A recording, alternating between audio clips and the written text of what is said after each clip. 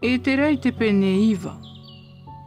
Tō e te rā ruhara, e tāna pure i te tata, ma te whai i te hara. E o tia era te reira, wa haere maira te whaiara rahia unei, e wana o maira. Te mauta atao i te raera, e te mauta hua, e te mau atirevi. Aurei whaat ai ratou i te mauta atao te ienei whenua. I te rawe at or ai te parau fau a te ati tana ana, e te ati heta, e te ati pereti, e te ati yeputi, e te ati amona, e te ati muapi, e tato aifiti, e te ati amori. Warawe ratou i ta ratou mautamahine na ratou iho, e nā tā ratou mautamari. E wa ano inoa te whia amu ai te mauta atano te ie mau whenua. E te whia rarahi e te mautawana te ina mua ia i tau harane. E te whaar or atu vau i te reira parau. Ua hahae au i tau ahu e tau ahu tipuna. E ua huhuti au i te rouru o tau o i tau umi. E ua parhei hora ma te maere. Ua haa putu maira te whia atu ai ruru tainei te prau a te atua o i te raera, no te hara te whia i rewa era. Parhei no i hora vau ma te maere, e tēno atura i te hopoir ai te tuti a hiahira. E te erei te hopoir ai te tuti a hiahira, ua ti a era vau i taua te iaha no ura.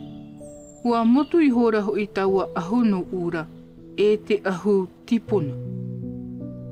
Ua tui hora vau i ta uturi i raru. Ua mahora era ta urima i ta uatua ia Jehova. E ua na uatura vau. E ta uatua e. Ua haa mā vau. Ua ute ta umatai te haa mā. Ia nā nāno atu vau ia oe.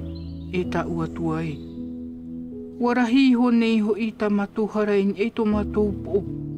E ua tēta ua hararahi na matou nei. E ni ei te rai. Mai te ano tau mai au to matou mo me tuara. E tēnoa e nei te ienei mahana. Warahi a ta matou hara. E no ta matou hara i uhi ai matou. E to matou mauari. E to matou whea tahua. I te rima o te mauari ino te mau whenua nei. Ia tapuhia i te oe. E ia pau. E ia haruhia. E i te mata haama. Mai te i te ienei mahana. E te ienei wahi i te poto, ua hamani mai te mai to matua tua o Jehova ia matou. I te horoar a mai te taatari i toi ai iaura, e i te tei maur ai tōna nei wahi moa.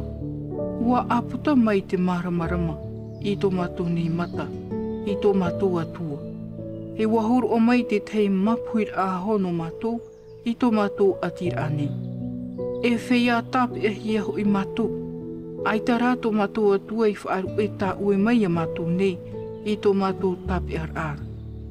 Ua whaatupura o iei te aruhai a matou e mua i te aro te moar ino peretia. Ia ana anaea e matou nei. E ia whaati ahu i te whare o tō matou atua, e ia mai te whaahu te mau wahi pau. E ia horo o mai te tei paruru no matou i uta nei e Yerutaremu. E te ienei tō matua tua e nā hea ho i matou i te ienei. Warawe whaaru e ho i matou i tā oe prau. I tā oe prau mai te wahao tō mautawenira i te mō perofeta. Ana o mai ai rā e. O te ienei whenua tā o tō e haere pārhei nei, e whenua vivia. No te vivia o te whea whenua nei, i tā rato mau peu fau. Wa i roa ho i te ienei whenua i tā rato mau prau fau mai te tai otia. E te roa atu i te tai. E te nāna e iha e hor ohia ta o tō mautamahine i tā rato mautamari. E iha hui e rawe i tā rato mautamahine nā ta o tō mautamari.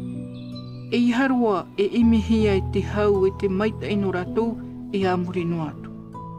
Ia eta hui o tō ia amu o tō i te maita i o te ine whenua, a vai hoai e ai a tupu na vai aroa nā ta o tō mautamari. E te ienei, te ir ohia mai matou i ta matou nei prau ino, e ta matou nei hararahi, E pohoi tiho i tō matu ia o e tō matu atua. E ore e au i tā matu nei hara. E wahor o mai hoi o i te ora mai te iene. E ti āne hoi a matu ia whaaru e whahoi tā o e prau. A whaau ai te whea i rawe te iene mō prau ino. E ore ane o e riri mai a matu e ia pauro atu matu nei. E ia ore roa ia toi te tāta iaura. E te atua o i te raera e Jehova e. E prau mai ta i tā oe. Inha hoi matu nei te toe nei. Waura mai te te iene mhanu. Inha te wha ine matu i ta matu hara ia oe. I ore ai matu nei. E mau. E muai tō arona.